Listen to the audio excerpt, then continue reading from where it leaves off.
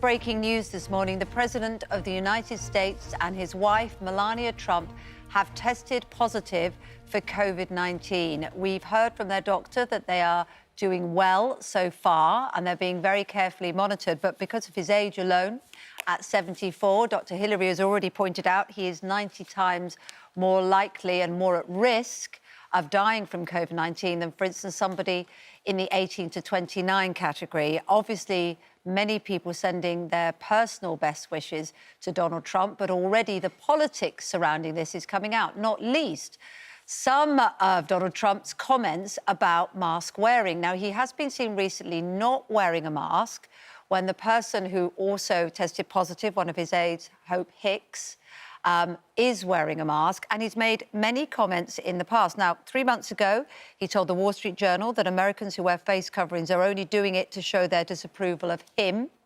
After the Centre for Disease Control and Prevention first released their guidance on wearing masks, he said he wouldn't be doing it personally. And as recently as September the 7th, he had this to say to a journalist who was wearing a mask.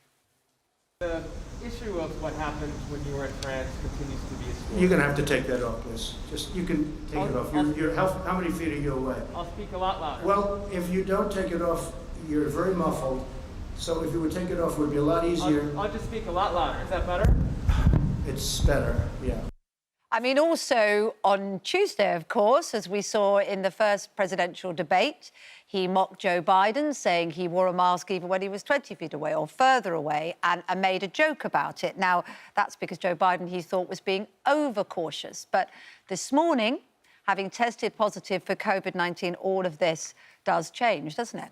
Absolutely. I mean, and you know, you question why we're making an issue of this and why is this an important thing. But you have to remember, he's the leader of the free world, he's president of America. Every country has now... We are seeing this growing resentment to the virus, this growing denial to the virus. And there's no doubt, has there, that the president at times has got history of playing this down. So I guess what we're hoping for now is perhaps a turn in sort of direction from Trump on this. Let's bring back in Jackie and Ian, who we were speaking to a short while ago. Labour Home Secretary Jackie Smith is in Worcestershire and Ian Dale, of course, in London. Jackie, to you first. I mean, this is, I suppose... I'm sort of sat here thinking, OK, why are we talking about it? Why are we talking about his history of how he's talked about the virus? I guess what we're all hoping is that he will make a speedy recovery. Absolutely. And perhaps then there will be a shift of language, a shift of sort of strategy to take this seriously, and maybe that will have an impact on people all around the world who aren't taking this virus very seriously at all. Well, you're right. We're talking about it because he is a political leader of the country which has so far had the largest number of cases and I think deaths from COVID. Secondly, because he has taken a rather sort of sceptical approach to COVID. He has, as Kate has ably demonstrated, a sort of slightly mocked people for wearing masks and taking other precautions. And thirdly, of course, because we're in the run-up to a presidential election. And in 31 days' time, the US will decide whether or not he continues as their president or whether or not Joe Biden takes over from him. So it would be politically enormously significant at any point in time. But at this point in time, it is even more important.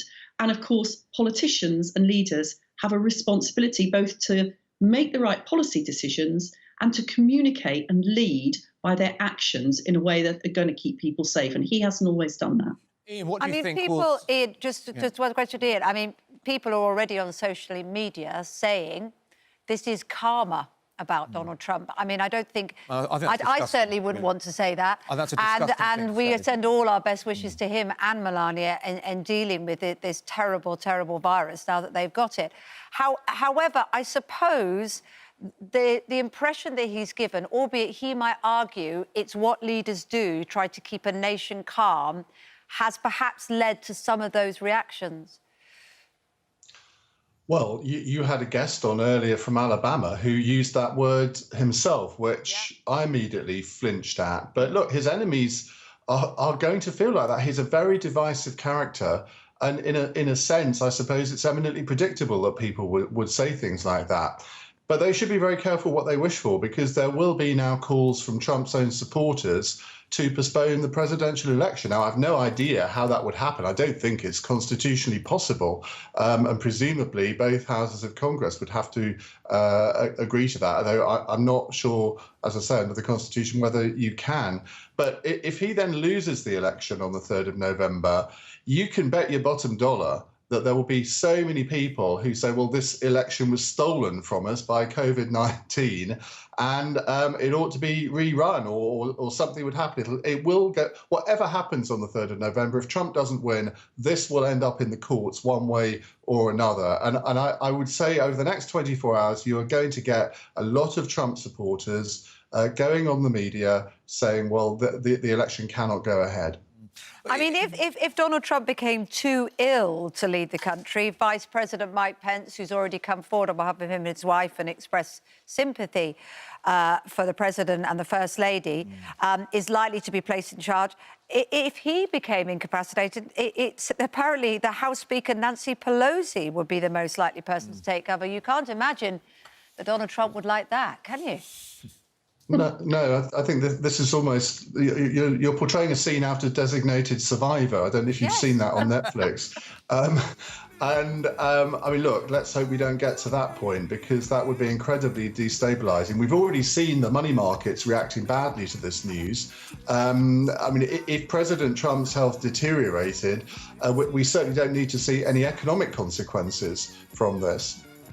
I mean, do you think at the very least we might get a situation where President Trump may say, look, I can't campaign at the moment because I'm stuck in the White House, I can't do my rallies, I can't go out in public, I can't do press conferences. So he might say, I'm going to suspend the campaigning, and then Biden would probably have to do the same. So could we even be in that position? Well, first of all, I think Ian's absolutely right. Even before this COVID diagnosis, about Trump's approach and his supporters' approach to this election, you know, on several occasions, he has refused to say that he will ensure a smooth transfer of power in the event that he loses the election. And he is most certainly warming up for some sort of challenge if he doesn't win. I would have thought he would be quite keen to suspend campaigning in some ways. I don't think the debate earlier on this week particularly did what he needed it to do in terms of gaining further support. But I suspect those around him running his election campaign will want him to find a way to continue reaching out to the American people, because this is a crucial time. It is not, you know, the election is only a month away, and it is still very, very close at the moment, and there's everything to play for.